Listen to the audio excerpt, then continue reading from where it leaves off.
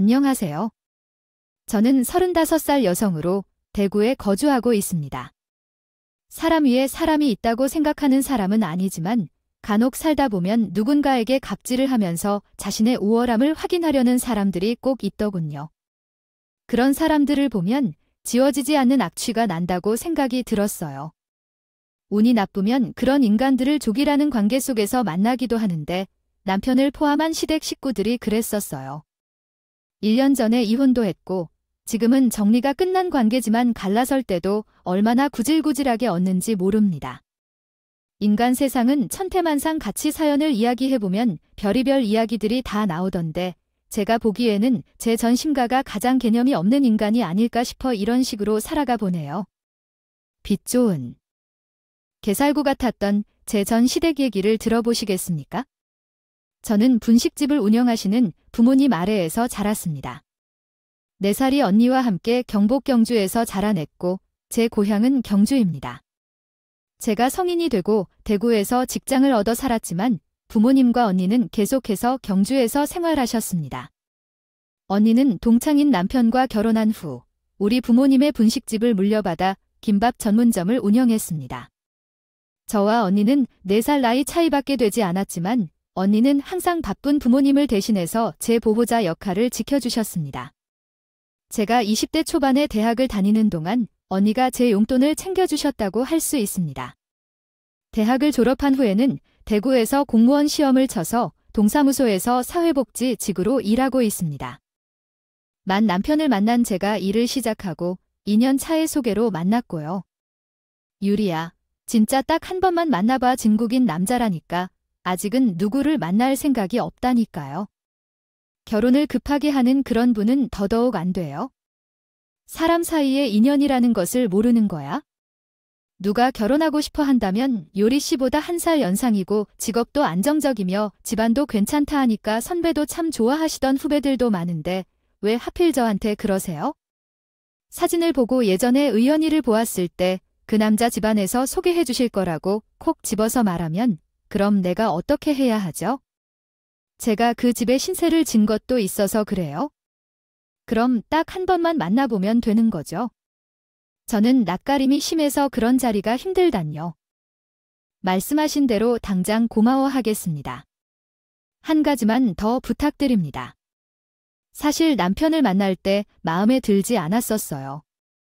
대학 시절 선배가 제안해서 소개팅을 하게 되었고 그때 남편은 공학을 전공하고 있는 자동차 부품 회사에 다니고 계셨던데 대구 경북에서 제일 큰 중소기업이었더라고요. 신입으로 입사하기 굉장히 어려운 확실히 유명한 기업이며 선배의 소개대로 남편은 직업적으로나 외모적으로나 훈훈하고 예상보다 훨씬 더 신뢰할 만하게 보였어요. 대화를 잘 이끌어가는 남자를 선호하는 편인데 우연히 남편과의 공통 관심사인 만화책을 좋아한다는 것을 발견해서 빠져들었던 것 같아요. 2년이라는 시간이 흘렀고 1년의 교제 끝에 시댁에서 이혼자의 첫 인사를 했어요. 예비 신랑은 그 가운데 막내였지요. 시댁에 갔더니 머니가 아주인 가족들을 모시고 살고 있더군요. 시댁은 대구에서도 잘 사는 동네에 있는 아파트였어요. 저도 같은 대구에 살아도 부자 동네라는 말만 들었지요. 그 동네 집을 처음 방문했어요. 어서 오세요. 유리 씨, 많이 들어봤어요. 소개해준 지인도 그렇지만 우리 아들도 유리 씨만 기억하더라고요. 감사합니다. 어머님. 배달해주셔서 너무 젊으셔서 깜짝 놀랐어요. 요새는 70대가 되어도 다 젊어 보여요. 관리를 다들 하고 사니 예전과 달라 들었어요. 일하는 주민센터가 여기서 1시간 이상 거리인 것을 들었는데 오는데 수고하셨죠. 아니요, 차가 덜 막혀서 빨리 왔던 편이에요. 그런데 아파트가 너무 멋지네요. 주변 시설도 너무 좋고요. 원래 이 동네에는 공동묘지가 있었던 자리예요. 돌아가신 우리 남편이랑 몇십 년 전에 어쩌다가 아파트를 사서 알았는데 이게 이렇게 강남처럼 개발되리라곤 예상하지 못했네요. 그렇구나. 선구안이 있었군요. 부동산 투자를 잘하시는 분들을 보면 대단하다고 생각해요. 그럼 아무나 하는 게 아니죠. 몇십 년 전에 샀던 가격에서 지금은 10배가 올랐다고 할 때가 있습니다. 엄마 자랑 좀 그만하세요. 누군가 집에만 오면 우리 엄마가 레토리야. 이 집은 우리 엄마가 산 가장 오랜 시간 거주한 집인 걸 하고 자랑하죠. 30년 전에 시어머님이 사신 아파트는 주변이 강남처럼 개발되면서 아파트 시세가 배 가까이 올랐다고 하는군요. 시어머니는 그 집 덕분에요. 부심이 대단했어요. 아주버님과 형님은 주변에서 작은 식당을 운영하고 있었는데 두 분 모두 활발하신 어머니와는 다르게 조용하시고 말을 아끼시던 분들이었어요. 시어머니는 다른 질문보다 친정 부모님의 현황에 대해 가장 궁금해하시던데 제가 공무원으로 근무하고 있으며 친정 부모님께서 은퇴하셔서 건물 임대 수익을 받으신다는 사실에 매우 만족스러워 하셨어요. 그런데 그 자리에서의 첫 인사로 대화가 종료되었습니다. 사귀수 2년이 되고 두 분 모두 사회생활을 한 지 3에서 4년 차라 결혼에 대한 이야기가 본격적으로 나오기 시작했어요. 특히 예비 신랑이 교대 근무도 하고 혼자 자취를 하고 계셔서 부업으로 어떤 것을 하고 있는지에 대해 호기심이 생겼어요. 그래서 그가 안정을 찾고 싶어 결혼을 서둘렀다는 거죠. 그래서 그가 제게 프로포즈를 했고 다른 남자라면 꿈에도 안 고를 남자와 결혼하기로 했어요. 그런데 결혼을 앞두고 양가 3교대 날에 시어머니가 우리 친정집에 폭탄을 투하할 거라고 나는 예상해요. 양과 가족들이 다 모였으니 오늘 확실하게 결혼 비용 및 준비에 대해 이야기를 나누고 가면 좋겠어요. 그러니까 부인이 생각하신 대로 말씀하시죠. 우리 집안엔 챙겨야 할 친척들이 굉장히 많아요. 혹시나를 대비해 몇 걸음을 먼저 알고 싶어서 예단 목록도 이미 짰습니다. 물론 결혼 얘기를 좀 더 상세히 나누려던 자리였지만 시어머니가 이렇게 적극적으로 나서실 줄은 몰랐어요. 당황하여 시어머니께서 예단 목록을 주셔서 경악했습니다. 요새는 집들이를 간략하게 하는 경향이 있고 결혼하는 부부들이 자유롭게 할 수 있다고 들었습니다. 그런데 1억 이상의 예단비가 든다는 사실이 제 예상 범위를 벗어난다고 생각했습니다.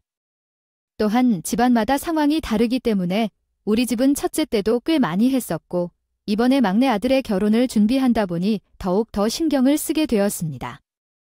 그래서 장남 결혼 때처럼 부족하게 결혼시키지는 못합니다. 사돈분들 중에서도 제 의견을 따르시면 좋겠다는 생각을 했습니다. 우리 집은 첫째 아들 결혼 때 간소하게 했는데 이렇게 큰 예단비가 들 건 대도시 결혼식을 생각하니 당황스럽습니다. 다르게 하는 모양입니다. 그러면 어디 시골에서 휘뚜루마뚜루 결혼시키는 것과 같나요? 저희 동네에서는 다 만 정도는 한다고 하네요. 사돈도 아시겠지만 저희 아들은 손꼽히는 회사에서 잘 다니고 잘 나가요. 그런 위로 보시려면 채워주셔야죠. 여기 종이에 예단 말고 가전제품들도 적혀 있는데 이건 뭔가요? 애들 혼수 품목인가요? 아참, 제가 깜빡할 뻔했네요. 저희 맏며느리가 시집 볼 때 그쪽 사돈께 저희 가전제품을 싹 바꿔줬거든요. 둘째도 결혼할 때 똑같이 해야죠. 이제 가전을 바꿀 때도 됐는데 시기가 딱이네요. 시어머니가 원하는 예단도 어마어마하구나. 하지만 무엇보다 시댁 가전을 바꿔주길 원하시는 모양입니다.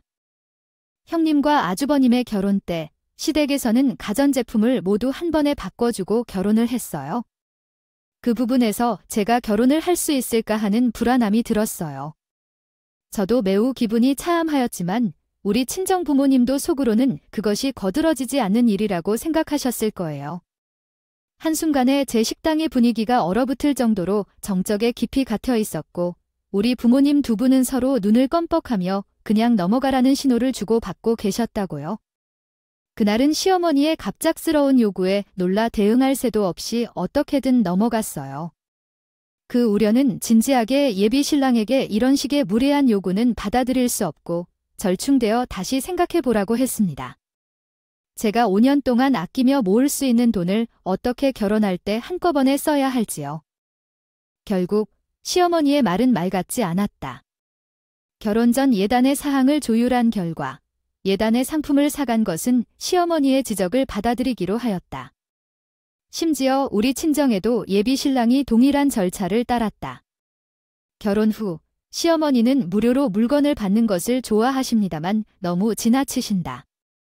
그녀는 경품이 주어진다는 소문을 듣자마자 그곳을 바로 찾아가십니다. 결혼 전에는 시어머니의 행동 패턴을 어느 정도 알고 있었지만 결혼 후 그녀의 행동은 예상을 뛰어넘었다.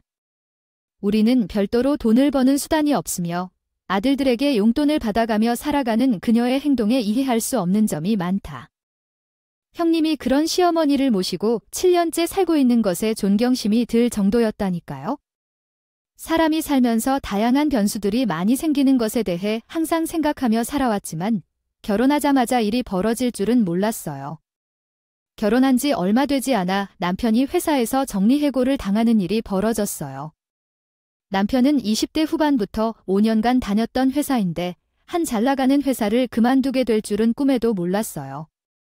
결국 알고 보니 거래처와의 일에서 큰 실수를 2번 정도 저질렀고 그러한 실수로 회사에 상당한 손해를 끼치게 되었다고 해요. 돈을 요구하는 말 없이 해고만 당한 것이 참으로 충격적이었어요. 그 결과로 34세인 나이에 졸지 백수가 된 남편 때문에 친정과 시댁을 비롯한 주변이 소란스러워졌다고요. 아니야, 오빠가 회사에서 해내는 일에 대한 통보를 받지 못했었어. 어쩌다가 그만두기 전까지는 그 정도로 회사에 손실을 입게 될 줄 몰랐어. 처음 실수가 상사에게 선물을 주는 거였거든. 근데 2번째 문제는 손을 대지 않고 상급자에게 보고해야 할 것 같아 보여. 얘기를 들었을 때 그 금액도 크게 보인대. 우리가 물어봐서 다행히 퇴직금 문제는 해결된 것 같고 얼마 안 되는 금액이었어. 10년이나 20년 다니면 퇴직금도 꽤 많이 나올 텐데 앞으로 어떻게 해야 할까 고민 중이야. 오빠도 겨우 3, 4살밖에 안 되셔서 빨리 재취업을 준비해야겠어. 그래서 알아보고 있는데 비슷한 업종을 찾아보고 있어. 하지만 어쩌면 대구 경북 지역을 벗어나 다른 지역도 검토해 봐야 할지도 몰라. 몰라, 어떡하겠어. 타 지역에 가도 경력이 인정되는 회사면 괜찮을 것 같아. 일단 벌써 몇 군데에 이력서를 넣어뒀어. 어떻게든 될 거야. 부모님도 충격을 많이 받으신 것 같은데 알아서 잘 설명해야 해. 특히 어머니는 이미 알고 계셨다고 형이 연락을 했어. 처음에는 아직 남편도 나이가 젊고 업계 경력이 5년 정도 돼서 어디든 입사할 수 있을 거라 생각했었어. 그런데 실제로 경력직으로 지원해도 면접조차 못 가고 서류 심사만으로 탈락이 빈번히 일어나더라고. 그 후에 업계 사람들에게 들어보니 남편이 전 직장을 퇴사할 때 손해를 주고 해고당했다는 소문이 돌아다니면서 아예 뽑지도 않았다는 이야기가 있더라고. 아무래도 좁은 지역 안에서는 같은 얘기가 돌아다니는 편이라고 하더라. 그래서 몇 달이 지나도록 결과가 없는 이유가 될 수 있겠어. 남편이 취업하기 쉽지 않았어요. 5개월이 지난 후 반년 정도 동안 남편이 집에서 놀고만 있는 것도 제게는 쉬운 일이 아니었죠. 2사람의 생활비를 모으는 일도 쉽지 않았어요. 슬슬 위기의식도 들고 그러던 중 남편이 백수가 된 지 반년이나 되던 때에 친정 부모님의 생신이 있어 경주로 모여 식사하게 되었어요. 그 자리에서 우리 친정언니가 남편에게 취업 상황을 물어봤는데 우리가 지원한 회사들에서도 많은 소식이 오고 있었어요. 아니야, 요즘은 쟤보다 더 어리고 월급이 적게 주는 신입들이 많아져서 일자리를 구하는 것이 쉽지 않네요. 대구나 경북 근처로는 어려울 것 같아서 전국적으로 돌아다니며 새로운 일을 찾고 있어요. 계속 안 되면 아예 새로운 분야에서 일을 해야겠어요. 어떻겠습니까? 우리 가게도 나름 매출 괜찮아. 아이 취직하는 건 아니지만 요새 손님들은 성숙하고 일손이 부족하면 돈도 못 벌어요. 제가 해보지 않은 일이지만 식당에서 일할 수 있을까요? 요리하는 건 아니라 남편이랑 김밥을 만들고 난 나머지 홀서빙과 재료 준비를 도와주면 될 거예요. 현재 2명의 직원이 교대로 일하고 있지만 여전히 일손이 부족하니 제가 일을 잘하면 웬만한 회사 월급만큼 줄 수도 있어요. 어때요? 일 안 한 지 반년이나 돼서 너무 힘든데 생각을 해보니까 나름 괜찮은 선택 같아요. 아직 제 나이에선 할만하다고 생각하거든요. 다 해보고 나서 회사로 취직해도 좋고 언니 걱정해주셔서 감사해. 남편도 그래도 김밥 가게에 와서 같이 일하면 어때요? 부모님께서 언니의 김밥집을 운영하다 경주에서 맛집으로 소문이 나자 장사가 잘 되어 돈을 벌 정도로 양가는 매우 반가워하셨습니다. 언니의 김밥집이 인기 많아서 일하게 행복할 것이라고 생각하며 남편도 흔쾌히 일을 도와주겠다고 말씀하였습니다. 경주에 가면 꼭 방문해봐야 한다고 추천하신 언니네 김밥집을 소개하는 TV 프로그램을 보고 SNS를 통해 더욱 홍보하며 미소 지었을 때 아주 기쁘셨죠. 달라진 점은 있었어요. 우선 제 친정에서는 잘 되었다고 좋아하시고 시댁의 시어머니는 잘난 우리 막내가 김밥집 일을 한다고 하면 차를 마셨고요.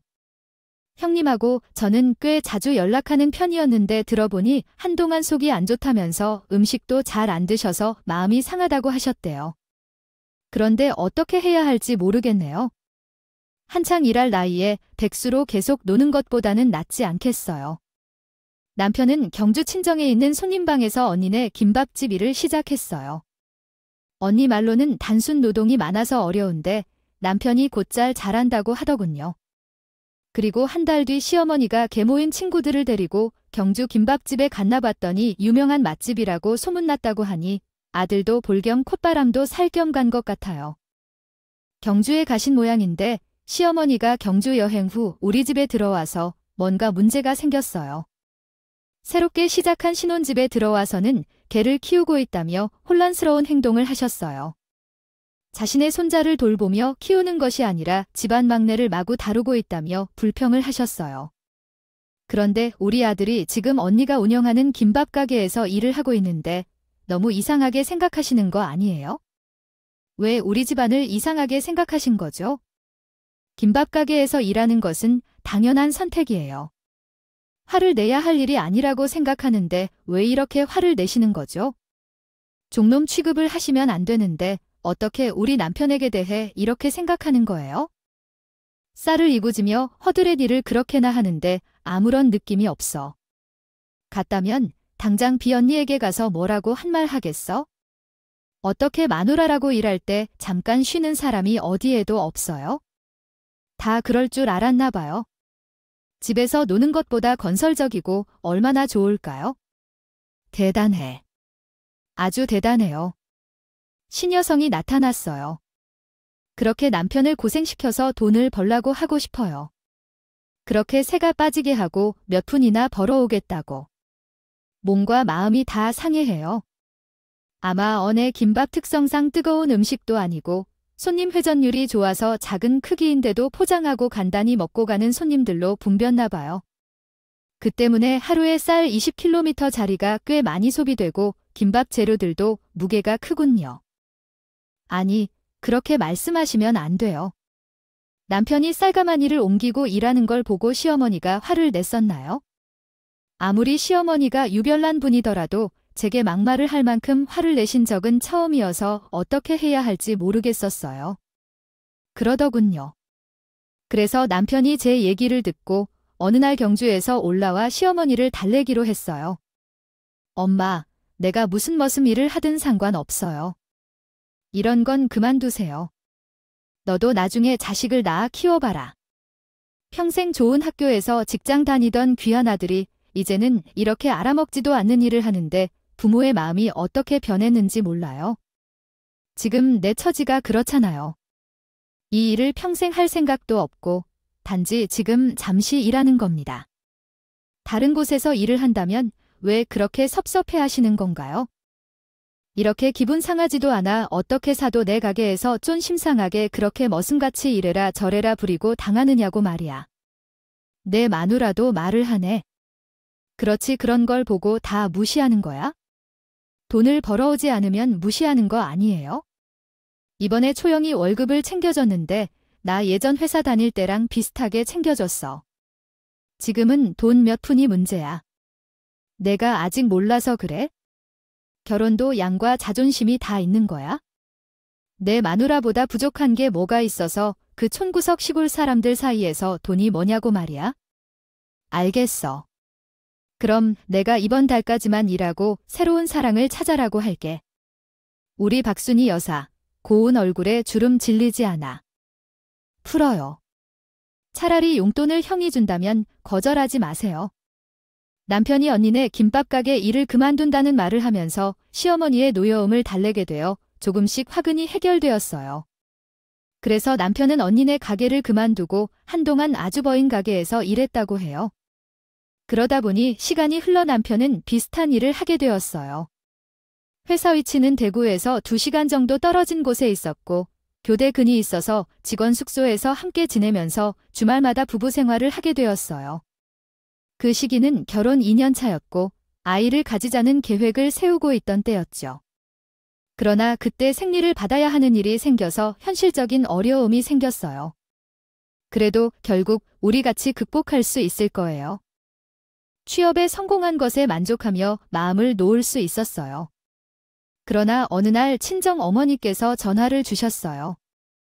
제가 워낙 바빠서 웬만하면 문자만 하려 했지만 그날은 언니의 목소리가 예상치 못하게 좋지 않았어요. 유리야, 전화해도 될까? 괜찮아. 하고 싶은데 상황이 너무 심각해서 우리끼리 더는 미룰 수 없어서 연락했어요. 언니, 무슨 일이야? 무슨 일이 벌어졌어? 시어머니와 관련된 사건이 몇 달 전에 있었는데 너무 놀라지 말고 들어줘. 시어머니가 사고를 낸 거야. 몇 달 동안 발생한 일 말야. 지인을 데리고 우리 김밥집에 왔는데 300만 원어치를 공짜로 먹고 간다면 어찌 될까요? 근데 우리 가게에만 그런 일이 발생하는 것이 아니었는데요. 300만 원이란 돈, 미친 일이죠. 아니야, 그걸 그냥 뒀어서 돈을 다 받아야 했어요. 처음에 몇 번 음식을 사줬으니까 나도 그냥 돈을 받지 않으려고 했죠. 그러나 그 이후에 산악회에서 버스로 대전을 다녀오고 모두 단체로 와서 또 공짜로 먹고 가버렸어요. 우리 가게뿐만 아니라 주변 상권 가게들도 마찬가지였어요. 심지어 카페까지 우리 가게 이름을 달고 외상으로 먹었다고 하더라니요. 제가 듣고 있는 것이 모두 현실인지 헛소리인지 언니가 내게 전해준 이야기를 들어보니 놀랍고 충격적이었습니다. 알고 보니 시어머니께서는 언니네 김밥집을 위해서 주변 상권 가게를 방문해 주셨던 것이었네요. 어느 날 한 장소에서 공짜로부터 음식을 먹고 공짜로 먹고 튀거나 언니의 이름으로 외상을 달고 먹은 적이 있었어요. 그렇게 공짜로 매번 밥을 먹으러 가는 것은 일주일에 한 번씩이었고 데리고 온 지인들도 1000명이 넘게 되자 이제는 돈을 내라는 말을 좀 해야겠다 생각했는데 한 달 전에 등산 모임 사람들이 40명을 관광버스까지 대전하고 데리고 와서 100만 원이 넘게 먹고 그냥 떠난 적이 있습니다. 그때 다른 손님이 못 받을 정도로 몰려와서 공짜로 먹고 가는데 이에 가게 직원들이랑 언니네 부부가 이번에는 돈을 내라고 했는데 고작 김밥 몇 줄에 대해 사돈한테 돈을 내라는 말에 오히려 화를 냈다는 것입니다. 자기 막내 아들이 그 가게에서 피땀 흘려 일한 값도 있고 자신은 지불해야 할 사치스러운 돈이라고 생각했던 것 같습니다. 사돈이라는 자격이 있다며 말할 정도로 무례했어요. 내게는 하나뿐인 동생이 있는데 시어머니는 먹고 간 300만 원을 어지간한 분을 받지 않아도 된다고 생각해서 문제를 풀기보다는 그냥 넘어가야 한다고 생각할 수 있겠죠. 하지만 이 문제는 우리 가게가 그냥 넘어가면 해결되는 것이 아니에요. 그리고 그것 말고도 다른 문제가 있어요. 도대체 어디까지 문제인 거냐고요? 우리 가게 주변 가게 주인들이 제 탓으로 인해 피해를 보았다며 도저히 참을 수 없다며 폭발했어요. 알았어요. 이번 주 주말에 연니한테 가볼게요. 그때 이야기하도록 하죠. 진심으로 미안해요. 언니, 저는 한동안 잠을 제대로 못 이루어요. 어느 지인에 대해 불안해서 눈도 뜨기 어려웠어요. 그래서 이틀 뒤 금요일 저녁, 언니 김밥집이 문을 닫을 쯤 가게를 찾았어요. 언니와 형부가 제게로 다가와서 지면서 그동안 일어난 일들을 이야기했어요. 시무룩한 표정으로 쳐다보면서 한숨을 쉬더라고요. 한 번도 그런 적 없던 내 가족들의 상처 입은 얼굴을 보니 가슴이 덜컥. 형은 자매끼리 얘기하면서 가게 정리를 자러 갔고 어나 저만 대화를 해요. 저희 언니는 저보다 4살 위아도 했지만 늘 어릴 적부터 엄마처럼 챙겨주는 사람이었어요. 제가 대학교를 다니는 동안 자기가 회사 경영을 하면서 학비도 지원해준 사람이었거든요. 오히려 제가 은혜를 갚아줘야 하는 사람이었어요. 그런 고마운 사람에 대해 시어머니가 민폐 짓을 했다는 사실이 부끄러웠어요. 언니가 무슨 잘못이 있는지, 제가 그를 상처 주었는지 언니가 저를 이렇게 울게 해서 미안하다면서 말을 꺼냈어요. 안 그래도 일이 힘들어서요. 주말에 푹 쉬어야 하는데 여기까지 오라고 해서 미안해. 내가 할 말이야. 이게 무슨 나쁜 일이야. 내가 진짜 며칠 동안 잠도 못 자고 미쳐가는 줄 알았어. 너도 많이 놀랐겠지? 그래서 웬만하면 내가 손에서 처리하려고 했는데 다른 가게들도 연관돼서 사고 규모가 커졌어. 너한테도 말을 해야겠더라. 당연히 해야지. 원래 누구 때문이대. 내 시모가 하필 이런 인간이라. 연니한테 피해준 것 같아. 쪽팔리겠어. 잘못 아니야. 내 시모가 이상한 사람일 뿐이야. 그럼 다른 가게들도 마치 우리 애가 피해본 것처럼 몇백만 원 얻고 도망쳤어. 긴 한데 어떤 가게는 화장실이요. 많이 수리를 해서 수리비가 많이 드는 집들이 있고 어디선가 물품을 그냥 가져간 곳도 있었어요. 물품까지 손상을 입혔다고 하더라고요. 그 사람은 내가 공무원이니까 별의별 민원을 다 처리해 보았다는데 그럼에도 시어머니의 집은 아무것도 안 되는 것 같아요. 일단 우리 앞 카페 사장님은 혈압으로 쓰러지셨는데 난리가 났어요. 저도 한참 전에 병원에 다녀왔다가 카페에 왔는데 거기서 공짜로 피를 3번씩이나 한다더라고요. 화장실 손잡이를 부수고 소품도 가져간다더라고요. 그 사장 아줌마가 쓰러졌다고 하니 맙소사. 그 인심이 좋은 분이 혈압으로 쓰러지셨네요. 우리 이 근처 상권에는 김밥집 등이 있는데 어떤 골목처럼 형성되어 있어요. 가게들이 밀집된 동네였어요. 어느 애는 저희 친정 부모님 때부터 터를 잡고 장사해 주었기에 주위의 신뢰도 두터웠고 상인 조합장도 하고 있었어요. 대부분은 지역 토박이가 되어 서로 상생하는 관계를 가진 사람들이었기에 어려울 때 서로 도우며 집간까지 알 정도로 가까웠어요. 그러나 시어머니 그 사실을 알고 다른 가게들도 모두 순애 아이 돌면서 김밥집 내 사이라며 언니의 이름을 팔아 그 가게에도 상하며 무전 취식을 했던 거였어요. 처음에는 4-5명이 들고 와서 그런 짓을 하였으나 후에는 더욱 대담해져서 서명해서 마디까지 데리고 오는 뻔뻔함을 보였다네요. 가게 사장님들도 김밥집을 하는 언니네였습니다. 신용을 보고 해주다가 뒤에 가서는 감당이 안 되니까 언내 가서 다퉈 고 손해배상까지 해달라고 했다는 거예요. 들어보니 무전식만 한 게 아니라 촌사람이 하는 가게는 서비스가 이것밖에 안 되냐면 무시하고 가게 종업원들에게 갑질하고 난리도 아니었다고 합니다. 그러다가 개중의 카페에서는 화장실 물품까지 떼어가고 망가뜨려 놔서 시장 아줌마가 혈압으로 쓰러지고 가게를 운영 못할 상황에 놓였다는 겁니다. 한두 군데도 아니고 상권에 있는 각 가게들마다 피해를 입어서 금액이 어떤 가게는 1,000만 원 가까이 되는 것도 있다고 하는 거예요. 언니 말로는 가장 연장자인 카페 사장 아줌마가 쓰러지자 주변 상인분들도 화가 폭발해서 단체로 소송을 걸자고 너도 나도 나선 상황인가요? 보더라고요. 그리고 시어가 저희 언니와 가게 사장님들을 촌구석 사장님이라 무시하는 경향도 있어서 상인분들이 뿔이 더 났고요. 요즘은 줄만 잘못해도 몇백 몇천만 원씩 위자료를 물어야 되는데 시모는 그런 세상 물정 하나도 몰랐나 봐요. 일이 그 지경까지 되니 언니네에서 와서 하세연하거나 화를 내는 가게 사장님들이 생겼고 다른 가게 문에는 박순희 씨의 일행들 출입 금지라는 문을 대문짝만하게 써서 경고문을 붙이는 가게들도 있었다고 몇 말 다 한 거죠. 그래서 언니네는 중간에서 입장이 난감해지는 말까지 듣자 도저히 안 돼서 자기네도 손해를 봤다고 해명했고 상권 가게들과 단체 소송을 걸게 됐다고 했어요. 나도 10년 가게 장사하면서 처음 있는 일이라 어떻게 해야 될지요? 모르겠어서요. 그런데 비슷한 피해가 일어나자 모두가 법적으로 정하긴 했어요. 상습적인 무전 취식은 사기죄로 인정돼요. 맞아, 언니. 그게 상습적인 행위니까 당연히 처벌을 받아야 해요. 그래서 할 수 없이 다 같이 모여 단체 소송을 하기로 했고 지금 진행 중이에요. 곧 아마 본격적으로 일이 터질 거고 일이 이렇게 될 때까지 나에게 말도 안 하고 혼자 찡그리고 있었어요. 알겠어. 진정 말해줬으면 좋았을 텐데. 사실 제부한테 먼저 말했었어요. 본인 어머니 사건이라서요. 하지만 사태의 심각성을 모르더라고 했어요. 처음에는 서로 원만하게 이야기를 나누었지만 법적인 소송과 손해배상 문제가 나오자 그냥 해소되어 넘어갔어요. 지금은 가게 주인들과 사이가 나빠졌어요. 아니메요와 남편이 대립 중이에요. 너도 충격받을 수 있겠어요. 일단 입 다물어. 내 남편이 이 인간이 미쳤어. 아무리 그래도 나에게 말을 해야지.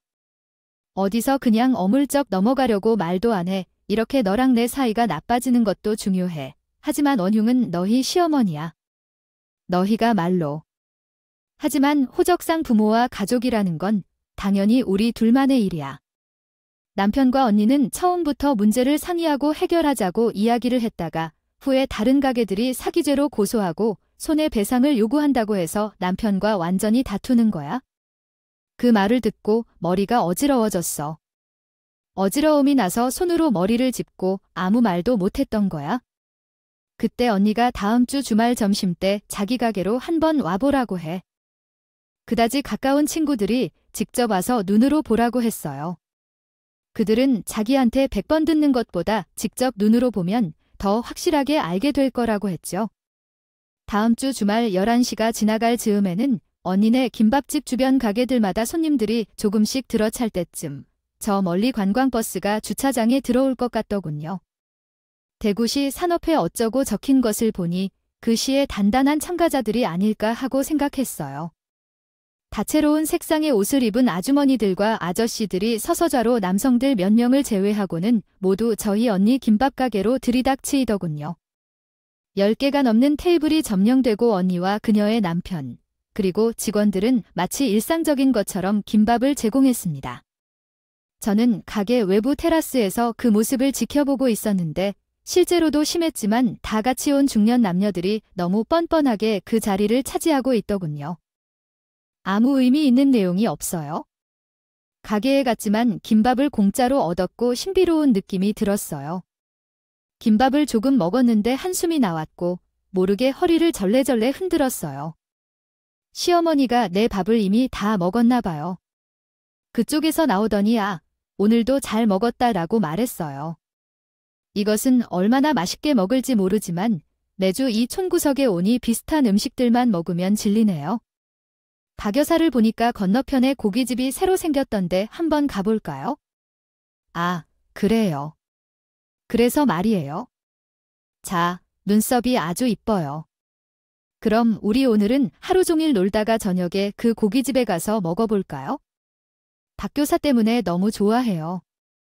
시골이라 공기도 좋고 음식도 맛있고 후식으론 카페에 갔어요. 제가 모자에 마스크를 쓰고 있었어요. 시모는 나를 못 알아보는 모습이었어요.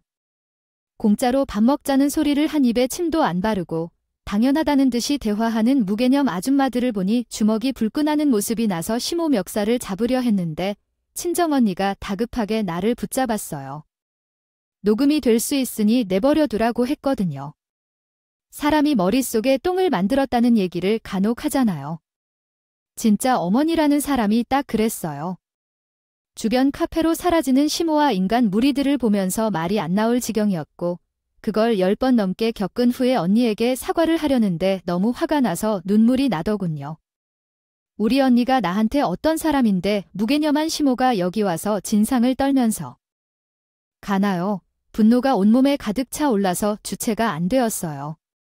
일단 구해서 남편에게 전화를 걸었습니다. 남편은 이제 막 교대 근무가 끝나 피곤하다며 잔다고 다음에 전화를 하라고 했어요. 오늘 일이 늦게 끝나서 전화 다음에 하라고 했잖아. 무슨 일인데 전화하니 다음에 하면 안 돼. 안 되네. 인생이 걸린 일이니까 신중하게 대답해야 해. 무슨 일인데 말이 그따위야? 뭔데 당신이 더 잘할 텐데 왜 여태 우리 언니네 가게랑 주변 상권의 시어머니가 무전 취식하고 다니는 거 말도 안 하고 숨겼어? 잘못된 지시인 거 아니까 쪽팔리든 난 또 무슨 소리야? 그로의 시골 사람들은 입도 싸고 별것도 아는 일을 크게 만들어진 진짜. 지겹다. 이게 별거 아닌 일이야? 진짜. 그렇다고 생각해. 아니, 밥 좀 얻어먹을 수 있는 걸로 무슨 소송까지 간다고 유난을 떨어. 미친 거 아니야? 아, 진짜. 당신 도라이네. 내가 진짜 개념 없는 사람들을 가족이라고 2년 넘게 같이 살았어. 얘야, 말 조심해. 누가 남편 보고 도라이라고 해? 솔직히 당신하고 상관없는 문제잖아. 아, 그러세요. 그럼 님이 혼자 일처리 깔끔하게 하시겠네요. 당신 언니도 제정신이면 사돈한테 소송 건달이 뭐니 하면 안 되지. 이게 무슨 경우야? 내가 열이 받아서 얕은 당신은 이 일에 빠져 한 귀로 듣고 흘리고 심어도 개념이 없었지만 남편 놈도 사태의 심각성을 파악 못하고 개념을 밥 말아 먹었더군요. 그러면서 뭐 좋은 일이라고 저한테?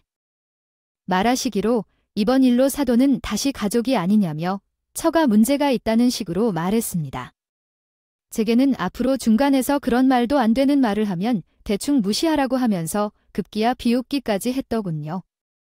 남편은 여유를 부릴 때가 아닌데 제가 알아본 바에 따르면 가게 사장들이 청구하는 합계 금액이 자그마치 10억 원을 넘었다고 해요. 제 남편도 처음에는 그냥 음식값으로 생각했던 것 같아요. 음식 재료들이 얼마씩 갔는지 알면 된다고 단순하게 생각했겠지요.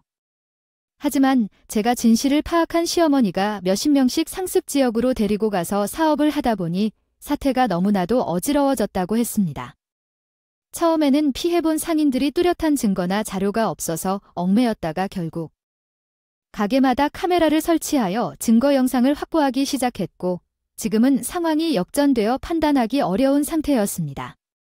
남편은 입을 다는데 나를 대해 말도 안 하는 놈이나 이런 행동을 하는 시어머니 등 마치 정신을 잃은 사람처럼 보였습니다. 시어머니의 몹쓸 집안을 비난하던 종놈의 집안과 비슷하지 않겠어요. 다음 날 시어머니 집에 찾아가 시어머니와 남편을 함께 비판했습니다. 남편에게 시어머니 집에 오라고 했지만 이미 도착해 있었죠. 그렇게 감정적으로 행동하는 것은 쉽지 않았는데 뻔뻔한 시어머니와 잠 온다고 하품하는 남편을 보고 나는 화가 나서 제정신을 잃었습니다. 두 사람 모두 법정 소송을 언급하는 얘기를 들었죠. 여기서 어떻게 이루어질지. 언니네 가게에서 그러한 짓을 하면 안 돼요? 사돈 앞에서 말을 가려야 해요. 어른다워야 예의를 갖춰야지. 여기 어른은 어디 있나요? 상또라이들만 있고 너는 어디서 그런 말버릇을 했어? 제정신이 아니라고 너란 사람들 몇십 명을 데리고 가서 매번 공짜로 밥을 먹어봤잖아. 그것 얼마나 비워먹기일까? 이런 말을 하면 안 돼. 이 촌구석에 손님들을 데리고 가준 걸 고마워해야 하는 거야? 이거 그냥 놔두면 안 돼요. 손해보상을 꼭 받아야 해. 내가 어느 집안 출신이냐고. 스파이 짓은 왜 해? 너가 이 집 며느리라고 해도 이 집 며느리가 아니면 어떻게 하는 거야? 쪽팔리는데요. 제 쪽에서도 사주는 이렇게 큰 소리 치는 거 마지막인 줄 아시나요? 그래, 나는 진정으로 환영한다. 그릇이 간장밖에 안 되는 사돈도 막말을 하는데 나도 사양이에요. 다행히 양쪽 다 의견이 일치하는군요. 곧 어머님 자랑이신 집에 드셔야 한다고 생각되는데 제가 그걸 못 본 게 안타까워요. 그것도 모자랄 수 있으니 영혼까지 끌어모아 보세요. 손해 배상금은 10억이 됩니다. 무슨 말 같지도 않은 소린데 누가 10억까지 낸다고 농담하나요? 이게 농담 같아요. 당신도 나랑 이혼 준비해야 될 테니 모자가 쌍으로 소송 준비하세요. 시어머니는 어른 앞에서 거침없이 막말한다고 하셨나 봐요. 남자도 똑같은데 자기 엄마 앞에서 그런 말 버릇으로 소리치지 말라는데 역시 초록이제요. 동생들은 이 문제와 별로 얽히지 않았어요. 부모님은 이미 지금 어떠한 상황인지 진짜 모르시겠구나. 난 벌써 소송을 진행 중인 상인 조합원들에게서 곧 사태가 터질 거니까 준비해달라고 말했어요. 그 말을 마친 후 경악한 시어머니와 가족들 뒤에서 나와서는 이해 안 되는 집안 모서리에서 나왔어요. 그 후에는 집으로 돌아가 남편의 짐을 싸서 회사 기술 학교로 보내고 현관 비밀번호도 변경했어요. 이후 이혼 전문 변호사를 찾아가 이혼 소송을 진행했어요. 시어머니만 진상짓을 해도 참을 수 없는데 남편은 자신의 어머니 편에 서서 나와 제 가족을 무시하고 언니를 호텔에 묵이고 질렸어요. 그리고 이를 어떻게든 회피하려고 술을 마셨어요. 남편은 반년 가까이 아무것도 안 한 척하며 쟤를 속았고요. 순간부터 제 사랑이라는 것은 원망도 없었기 때문에 미련도 없었어요.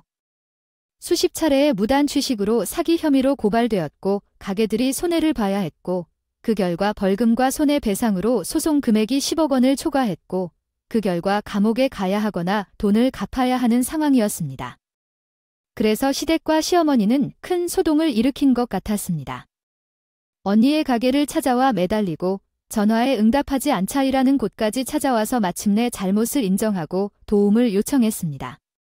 그러나 저희가 용서를 한다 해도 마무리되는 일이 아니었기 때문에 저희가 해줄 수 있는 게 없다고 했어요. 그 사이에 남편과 이혼 소송을 하게 되었고 시어머니의 사기 사건에서 이제야 정말로 피해를 입은 여러 사실들이 제게 유리하게 전환되어 결국 800만 원의 손해배상을 받게 되었습니다. 저와 남편은 서류상으로 깨끗한 남남이었고요. 2년이 조금 넘는 결혼 생활이 그렇게 끝났네요. 후에 들어보니 시어머니와 무전 취식을 주도한 인물이 있었어요. 법정에서는 그 사람들이 시어머니가 공짜니까 가서 먹고 오기만 하라고 시켜서 그랬다고 진술을 했고 그래서 가장 주동자인 시어머니가 5억이 넘는 배상금을 지불하게 됐어요. 시어머니 재산이라고는 그 잘난 시댁 아파트밖에 없는데 어떻게 됐을까요? 사람들에게 배신당하고 시댁집 매물로 내놓고 손해배상하게 된 것이죠. 비롯해 아주 버린 날 가족들이 갈 곳이 애매해서 운영하는 식당 쪽방에서 잠시 살고 있던 것 같더라고요. 그러게 사람이 마음 심보를 곱게 써야 하는데 마음을 그렇게 쓰지 않는다면 어떻게 될지도 모르겠어요. 먹어보니 되려 업이 쌓인 꼴이 되지 않았겠어요. 여러분, 분수에 맞는 삶이란 어떤 것일까요? 저는 요즘 새삼 그 의미에 대해 고민해보곤 합니다. 제가 전 시대를 지켜본 결과 욕심과 오만이 지나치게 넘치면 브레이크 없는 차를 운전하는 것과 다를 바가 없더라고요. 그래서 그때의 경험이 지금의 저에게 타산지석이 되고 삶의 방향성이 됐네요. 적당한 것은 약이 되지만 넘치는 것은 독이 되니까요. 오늘 제 이야기가 들어주신 분들에게 적당한 약이 되길 바랍니다. 들어주셔서 감사합니다. 오늘도 저희 채널에 와주셔서 감사드립니다. 더 좋은 이야기로 찾아뵙겠습니다.